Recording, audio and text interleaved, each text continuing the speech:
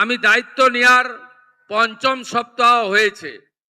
আমি অবাক হয়ে গেছি যে আজকে যে বিগত দিনের লক্ষ্মীর ভান্ডার, সেখানে লক্ষ লক্ষ এমন অ্যাকাউন্ট পাওয়া গেছে যারা লক্ষ্মীর ভান্ডার পাওয়ার যোগ্য নয়, অর্থাৎ ভোটার তালিকা থেকে তাদের নাম বাদ গেছে।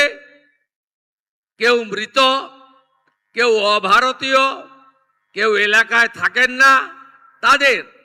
এমনকি অবাক হয়ে যাবেন, কয়েক লক্ষ পুরুষের অ্যাকাউন্টে লক্ষ্মীর ভান্ডারের টাকা ঢুকিয়েছে এরা।